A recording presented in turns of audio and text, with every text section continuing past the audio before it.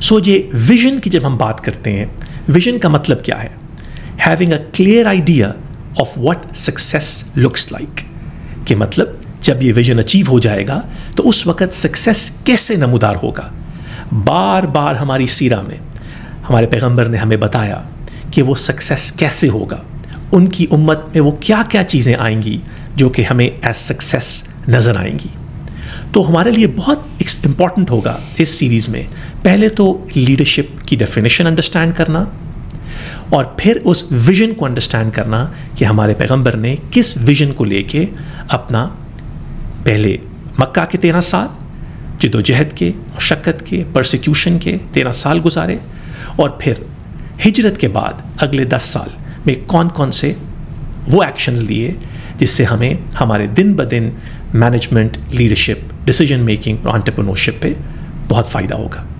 اس series کے اندر ہم آپ کو بہت سارے ان ایکسپرٹس، مشائخ، علماء، اسکالرز، پروفیسرز سے ملاتے رہیں گے جنہوں نے اسپیسیفکلی اس ایریا میں بہت کام کیا ہے، اور ان سے ہمیں یہ بھی سیکھنے کو ملے گا کہ ہم اپنے دن بدن کے اندر کون کون سے وہ ڈیسیجنز میک کرتے ہیں یا کر سکتے ہیں جس کے اندر ہمیں ناٹ اونلی اس دنیا میں فائدہ ہو کہ ہمارے معاملات بہتر ہو جائیں، اگر ہمارا بزنس ہے تو اس میں زیادہ پروفٹ آئے، اگر ہماری کمپنی ہے تو ہماری پروموشن ہوئے، یا وہ سارے معاملات جن کے بارے میں ہم زیادہ سوچتے ہیں، بٹ ہم اپنے ساتھ ساتھ اپنی آخرت کو بھی مضبوط کرتے رہیں. ایک ٹپکل لیڈرشپ ماڈل کے اندر the why, the what and the how کے بارے میں بات کی جاتی ہے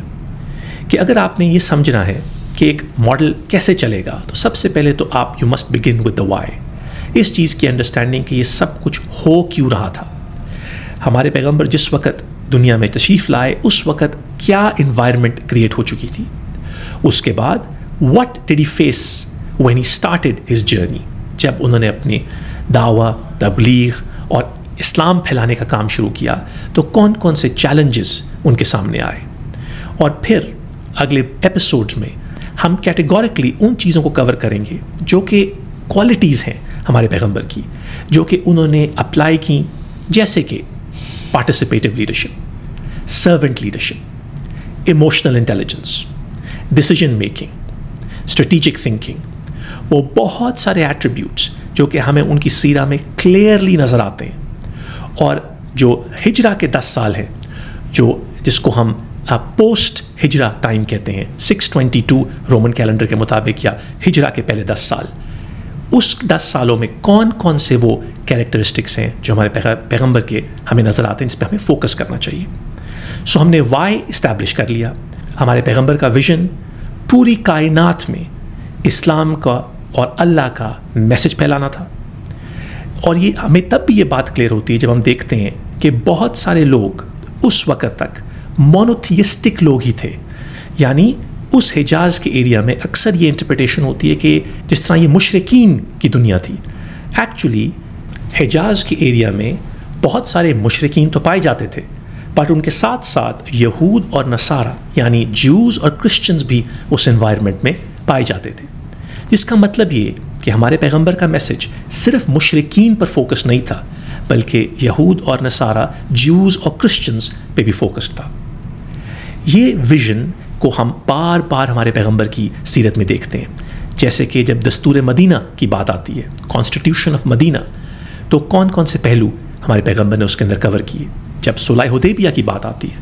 تو آپ کو ہر اس فیصلے میں ہمارے پیغمبر کا ویژن کلیئرلی نظر آئے گا. سو ہمارے پیغمبر نے بھی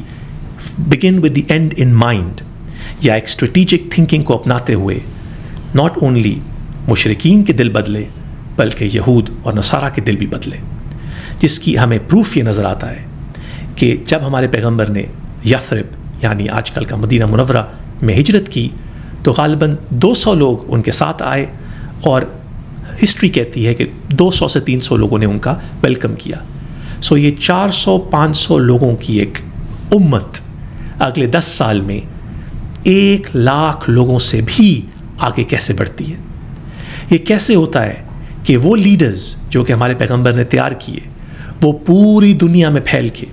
اسلام کا نام روشن کرتے ہیں، تبلیغ کرتے ہیں اور بہت سارے لوگوں کے دل بدلتے ہیں. لیزلی ہیزلٹن جو کہ ایک بہت مشہور ویسٹرن آتھر ہیں، انہوں نے یہ کہا ہے کہ never before and never since have more leaders been created at any one point than at the time of the prophet Muhammad صلی اللہ علیہ وسلم. تو اس سیریز میں ہم آپ کے ساتھ وہ کوالٹیز ایٹریبیوٹس شیئر کریں گے تاکہ ناٹ اونلی ہم اپنے پیغمبر کو بہتر سمجھیں پر ہم اپنے دن بدن کے افیئرز میں بہتر ڈیسیجن میکنگ اور بہتر فیصلے کر سکیں.